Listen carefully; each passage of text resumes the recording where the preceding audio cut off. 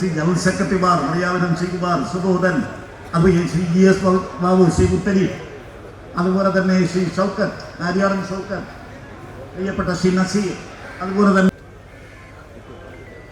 ഏറ്റവും ആദരണീയനായ ഉദ്ഘാടകൻ കേരള പ്രദേശ് കോൺഗ്രസ് കമ്മിറ്റിയുടെ അധ്യക്ഷൻ ശ്രീ കെ സുധാകരൻ എം പി അവർ, ആദരണീയനായ കേരളത്തിൻ്റെ പ്രതിപക്ഷ നായകൻ ലിഖൻ അവർ, ഏറ്റവും ബഹുമാന്യരായ നേതാക്കളെ സഹപ്രവർത്തകർ, ഇന്ന് രാജ്യവ്യാപകമായി ഇന്ത്യൻ നാഷണൽ കോൺഗ്രസിന്റെ നേതൃത്വത്തിൽ രാജ്യത്തെ വിമാനത്താവളങ്ങൾ ഗൗതം അദാനിയുടേതായി മാറുന്നു. രാജ്യത്തെ പെട്രോളിയം ഖനികൾ ഗൗതം അദാനിയുടേതായി മാറുന്നു. രാജ്യം നേരിടുന്ന ദുരവസ്ഥയാണ്. അമേരിക്കയിൽ സമീപകാലത്ത് രജിസ്റ്റർ ചെയ്യപ്പെട്ട കേസ് വ്യക്തമാക്കുന്നത് ഇന്ത്യയിലും വിദേശത്തും കുത്തക കരാറുകൾ നേടിയെടുക്കുവാൻ ദശലക്ഷക്കണക്കിന് ഡോളർ കൈക്കൂലി കൊടുത്തുകൊണ്ടാണ് ഏകാധിപത്യ ഭരണത്തിന് ചുക്കാൻ പിടിക്കുന്ന കുടപിടിക്കുന്ന ഗൗതം അദാനിയുടെ കോർപ്പറേറ്റ് ഫ്രോഡുകൾ ഈ രാജ്യത്ത് അവസാനിപ്പിച്ചെങ്കിൽ മാത്രമേ നമ്മുടെ രാജ്യത്തിന് മുക്തി ഉണ്ടാകൂ എന്നത് ഒരു യാഥാർത്ഥ്യമാണ്. മണിപ്പൂരിൽ വംശഹത്യ അനുസ്യൂതം തുടരുകയാണ്. ഈ രാജ്യത്തിന്റെ പൗരന്മാരായ മനുഷ്യരെ കൂട്ടക്കൊല ചെയ്യുന്ന സാഹചര്യം അവിടെയുണ്ട്. BJP ആണ് ഭരിക്കുന്നത്. ബിരേൻ സിംഗ് എന്ന മണിപ്പൂരിലെ നിരവധി കമ്പനികൾ, ബ്ലാക്ക് സ്റ്റോൺ എന്ന് പറയുന്ന ഒരു കമ്പനിയുണ്ട്. ആ കമ്പനിയുടെ ലീഗൽ അഡ്വൈസറാണ് ഇവരുടെ ഭർത്താവ്. ആ കമ്പനിയാണ് റിയൽ എസ്റ്റേറ്റിന് സ്പോൺസർഷിപ്പ് ചെയ്യുന്നത്. അപ്പോൾ ഭർത്താവ് ലീഗൽ അഡ്വൈസറായിരിക്കുന്ന കമ്പനി മുഖേന വ്യാപകമായി പണം വിനോദ് അദാനിയുടെ കമ്പനികളിലേക്കെല്ലാം ഇവരുടെ നിക്ഷേപം അങ്ങോട്ടും ഇങ്ങോട്ടും ഈ കടലാസ കമ്പനികളിൽ നിന്ന് പണം അങ്ങോട്ടും ഇങ്ങോട്ടും മാറി നിക്ഷേപിക്കുക. വ്യാപകമായി ഈ ക്രമക്കേടുകളിൽ സെബി ചെയർപേഴ്സണും ഭർത്താവിനും പങ്കുണ്ട് എന്നതിന്റെ വ്യക്തമായ തെളിവ്. മറ്റൊരു പ്രധാനപ്പെട്ട റിപ്പോർട്ട് പുറത്തു വന്നത് അദാനിയുടെ ഗ്രീൻ എനർജിയുടെ കയ്യിൽ നിന്ന്, കമ്പനിയിൽ നിന്ന് സൗരോർജം വാങ്ങിക്കാൻ ഇന്ത്യയിലെ വിവിധ സംസ്ഥാനങ്ങൾക്ക്, അവിടുത്തെ ഭരണകൂടങ്ങൾക്ക്, അവിടുത്തെ ഉദ്യോഗസ്ഥന്മാർക്ക് കൊടുത്തിരിക്കുന്ന കൈക്കൂലി തുക എത്രയാണെന്നറിയാമോ? കേട്ടാൻ ഞെട്ടും. $265 മില്യൺ. മില്യൺ എന്ന് വെച്ചാൽ ദശലക്ഷമാണ്. 265 ദശലക്ഷം ഡോളർ. ഒരു ഡോളറിന് എത്ര രൂപയാണെന്ന് വെച്ചാൽ കണക്കാക്കിയാൽ മതി. മനസ്സിലായില്ലേ? അത്രയും കോടി രൂപ ഇന്ത്യയിലെ വിവിധ സംസ്ഥാനങ്ങളിലെ ഭരണകർത്താക്കൾക്കും ഉദ്യോഗസ്ഥന്മാർക്കും കൈക്കൂലി കൊടുത്താണ് ഗ്രീൻ എനർജിയുടെ സൗരോർജം വാങ്ങിപ്പിച്ചത്. അപ്പൊ അമേരിക്ക US സ്റ്റേറ്റ് ഡിപ്പാർട്ട്മെന്റ് കേസെടുത്തിരിക്കുകയാണ്. അവിടുത്തെ ജസ്റ്റിസ് ഡിപ്പാർട്ട്മെന്റ് അദാനിക്കെതിരായി അറസ്റ്റ് വാറണ്ട. എന്തിനാ ഇന്ത്യയിലെ സംസ്ഥാനങ്ങൾക്ക് കൈക്കൂലി കൊടുത്തതിന് അമേരിക്കയിൽ കേസെടുക്കാമോ? എന്താ കാര്യം? ഈ കമ്പനി കാണിച്ചുകൊണ്ട്, ഈ തട്ടിപ്പ് കമ്പനി കാണിച്ചുകൊണ്ട് അമേരിക്കയിൽ കോടിക്കണക്കിന് രൂപ അവിടത്തെ ഓഹരിയായി വാങ്ങിച്ചു, സമാഹരിച്ചു. ഇവിടെ മാത്രമല്ല, അവിടെയും പോയി തട്ടിപ്പെടുത്തണം. അമേരിക്കൻ നിയമം അനുസരിച്ച് ഇങ്ങനെ കൈക്കൂലി വാങ്ങിക്കുന്ന കമ്പനികൾ ഓഹരി ഇതിൽ ഇടപെടാൻ പാടില്ല. അപ്പൊ നിയമം ലംഘിച്ചുകൊണ്ട്, അമേരിക്കൻ നിയമം ലംഘിച്ചുകൊണ്ട് അമേരിക്കയിൽ നിന്നും വലിയ തുക സമാഹരിച്ചു അദാനി. അതിനെതിരായി അറസ്റ്റ് വാറണ്ടാണ് അദാനിക്കെതിരായി. ഇത്രയും സംഭവങ്ങൾ ഉണ്ടായിട്ടും രാജ്യത്തിന്റെ ഖജനാവിനെയും രാജ്യത്തെ ബാങ്കുകളെയും രാജ്യത്തെ പൊതുമേഖലാ സ്ഥാപനങ്ങളെയും രാജ്യത്തെ ഓഹരി ഉടമകളെയും കോടാനുകോടി രൂപ കബളിപ്പിച്ച അദാനി ഇപ്പോഴും പ്രധാനമന്ത്രിയുടെ കൂടെ യാത്ര ചെയ്യാം, ഒരു കുഴപ്പമില്ല. അതിനെതിരായിട്ടാണ് ശ്രീ രാഹുൽ ഗാന്ധിയുടെ നേതൃത്വത്തിൽ ഉജ്ജ്വലമായ പോരാട്ടം ഇന്ത്യൻ നാഷണൽ കോൺഗ്രസ് നടത്തുന്നത്. ആ സമരത്തിന് ഐക്യദാർഢ്യം പ്രകടിപ്പിക്കാൻ വേണ്ടിയിട്ടാണ് എല്ലാ രാജ്ഭവനുകളുടെ മുമ്പിലും നമ്മളിങ്ങനെ മാർച്ച് വന്നു. രണ്ടാമതൊരു കാര്യം, മണിപ്പൂർ കത്തി എരിയുകയാണ് വീണ്ടും. ഇവിടെ ലിഖു പറഞ്ഞതുപോലെ നീറോ രാജാവിനെ പോലെ മോഡിനിക്ക് ഇതുവരെ പോയിട്ടില്ല അങ്ങോട്ട്. 300ഓളം ക്രൈസ്തവ ദേവാലയങ്ങളാണ് ചുട്ടുകരിച്ചത്. കേട്ടോളണം, ക്രിസ്മസ് ആകുമ്പോൾ കേക്കുമായിട്ട് ക്രൈസ്തവ ഭവനങ്ങളിലേക്ക് കേക്കുമായിട്ട് വരുന്ന സംഘപരിവാറുകാരോട് നിങ്ങൾ ചോദിക്കണം. 300-ലധികം ക്രൈസ്തവ ദേവാലയങ്ങൾ ചുട്ടുകരിച്ചു.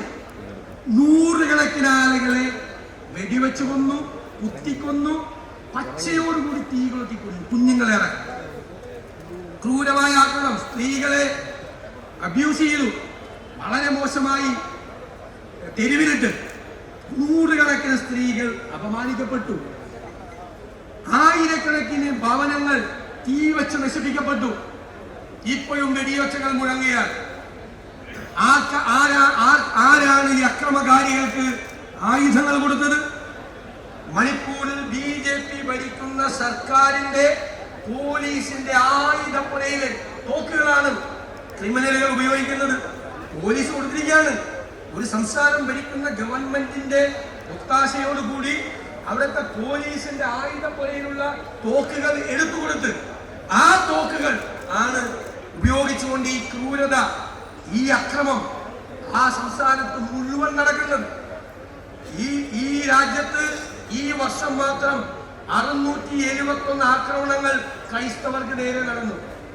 നിരവധി വൈദികർ ജയിലുകളിലാണ്, പാസ്റ്റർമാർ ജയിലുകളിലാണ്. എവിടെയും കേസാണ്. പരാതിയുമായി പോയാൽ പരാതിക്കാർക്കെതിരായി കേസെടുക്കുക. രാജ്യവ്യാപകമായി ക്രൈസ്തവരും ക്രൈസ്തവ ദേവാലയങ്ങളും അവരുടെ പ്രാർത്ഥനാ കൂട്ടായ്മകളും ഈ രാജ്യത്തെല്ലായിടത്തും ആക്രമിക്കപ്പെടുക. അത് ഏറ്റവും പീക്കിൽ നിൽക്കുന്നതാണ് മണിപ്പൂരിൽ. എന്നിട്ടാണ് കേരളത്തിൽ ക്രൈസ്തവ ഭവനങ്ങളിലേക്ക് ക്രിസ്മസ് ആകുമ്പോൾ കേക്ക് വാടി ഉമാരി ചെല്ലുന്നത്. അത് നോക്കിയിരുന്നാൽ മതി, എല്ലാവരും നോക്കിയിരുന്നാൽ മതി. ഇതെല്ലാം ചെയ്തിട്ടാണ്, അതിന് കൂട്ടുനിന്നിട്ടാണ്, അതിന് കുടപിടിച്ചിട്ടാണ് ഈ രാജ്യത്ത് മുഴുവൻ എല്ലാവരെയും ന്യൂനപക്ഷങ്ങൾക്ക് ജീവിക്കാൻ പറ്റാത്ത അവസ്ഥ ഉണ്ടാക്കുന്ന ഈ സംഘപരിവാർ ഭരണകൂടം. ഈ രണ്ട് വിഷയങ്ങൾക്കെതിരായിട്ടാണ് അതിശക്തമായ മുന്നേറ്റവുമായി നമ്മൾ വരുന്നത്. 47 നെഹ്റു ഗവൺമെന്റ് എന്ന് പറഞ്ഞാൽ എല്ലാ പാർട്ടിക്കാരും ഉണ്ടായിരുന്നില്ലേ? അദ്ദേഹത്തിന്റെ മോഡിയുടെ നേതാവ് ശ്യാമപ്രകാശ് മുഖർജി ഉണ്ടായിരുന്നില്ല ക്യാബിനറ്റ്? ഓൾ പാർട്ടി ക്യാബിനറ്റ് ആയിരുന്നത്. കമ്മ്യൂണിസ്റ്റ് പാർട്ടി കഴിഞ്ഞ എല്ലാവരും ഉണ്ടായിരുന്നു. കാരണം കമ്മ്യൂണിസ്റ്റ് പാർട്ടിക്ക് അന്ന് നേരം വെളുത്തിട്ടില്ല, സ്വാതന്ത്ര്യം കിട്ടിയവർ അംഗീകരിച്ചിട്ടില്ല. പിന്നെയും 10-20 കൊല്ലം കഴിഞ്ഞ് അംഗീകരിച്ചു. അപ്പോൾ കമ്മ്യൂണിസ്റ്റ് പാർട്ടി വഴിയുള്ള എല്ലാ പാർട്ടികളും ഗവൺമെന്റിലുണ്ട്. ആ ഗവൺമെന്റാണ് ഭരണഘടന എഴുതി ഉണ്ടാക്കാൻ തീരുമാനിച്ചത്. ഡോക്ടർ രാജേന്ദ്ര പ്രസാദ് ചെയർമാനായി അംബേദ്കറുടെ നേതൃത്വത്തിൽ ഒരു ഭരണഘടന ഉണ്ടാക്കി. രാജ്യത്തിന്റെ ജനസംഖ്യ കണക്കാക്കി. ബ്രിട്ടീഷ് മോഡൽ ജനാധിപത്യം എന്ന് തീരുമാനിച്ചു. ബ്രിട്ടീഷ് മോഡൽ എന്ന് പറഞ്ഞാൽ രാജാവില്ല, പകരം രാഷ്ട്രപതി. അങ്ങനെ വ്യക്തമായിട്ടൊരു കണക്കുണ്ടാക്കി, വോട്ടർ പട്ടിക ഉണ്ടാക്കി. ആദ്യത്തെ ഇലക്ഷൻ നടക്കുന്ന 51 ആരംഭിച്ച ഇലക്ഷൻ പ്രോസസ്സ് അവസാനിച്ച് 52-ലാണ്. കാരണം പല ആൾക്കാരും അന്ന് ബ്രിട്ടീഷ് ഭരണത്തിൽ വിദ്യാഭ്യാസം കിട്ടിയിരുന്നില്ല പാവപ്പെട്ടവർക്ക്. അവർക്ക് മനസ്സിലാക്കാൻ രാഷ്ട്രീയ പാർട്ടികൾക്ക് ചിഹ്നങ്ങൾ ഉണ്ടാക്കി, ബാലറ്റ് പേപ്പർ തയ്യാറാക്കി. അപ്പൊ എന്തെല്ലാം പ്രോസസ് 5 കൊല്ലം കൊണ്ട് 50 കൊല്ലത്തെ ജോലി ചെയ്തു പണ്ട് ജവഹർലാൽ നെഹ്റുവിന്റെ ഗവൺമെന്റ്. ഇതൊന്നും അറിയാത്ത പോലെ 47 മുതൽ 52 വരെ ഈ രാജ്യത്ത് ഒരു ഭരണ സംവിധാനം ഉണ്ടായിരുന്നില്ല എന്നൊരു പ്രധാനമന്ത്രി പറയുമ്പോൾ അദ്ദേഹം പാർലമെന്റിൽ പറഞ്ഞതുകൊണ്ട് മാത്രം ഞാനൊന്നും പറഞ്ഞത് പച്ച കള്ളാണ് അദ്ദേഹം ആസ്വദിപ്പിച്ചത്. പിന്നീടുള്ള എല്ലാ സന്ദർഭത്തിലും നെഹ്റു എന്താ പറഞ്ഞ ഭരണഘടന ഭേദഗതി ചെയ്തു. കാലത്തിന്റെ മാറ്റം അനുസരിച്ച് ഭേദഗതി ചെയ്യണം. ഇപ്പൊ പഴയ കാലമാണ്, ഇപ്പോഴത്തെ കാലം 19-ാം നൂറ്റാണ്ടിന്റെ കാലമാണ്, 21-ാം നൂറ്റാണ്ട്. അപ്പൊ കാലത്തിന്റെ മാറ്റങ്ങൾക്കനുസരിച്ച് ഭരണഘടനയിൽ വേണ്ട മാറ്റങ്ങൾ വരുത്തി ഭരണം അതിശക്തമായി മുന്നോട്ട് വരുന്നു. ഇന്ത്യയിലെ സ്വകാര്യ ബാങ്കുകൾ ദേശസൽക്കരിച്ചുകൊണ്ട് ഇന്ദിരാഗാന്ധി സാമ്പത്തിക രംഗത്തിന് വിപ്ലവം ഉണ്ടാക്കി. ഡോക്ടർ മൻമോഹൻ സിംഗിന്റെ ഗവൺമെന്റ് ഈ രാജ്യത്ത് തൊഴിലുറപ്പ് പദ്ധതി കൊണ്ടുവന്നു. ഇങ്ങനെ എന്തെല്ലാം നേട്ടങ്ങൾ ഉണ്ടാക്കി.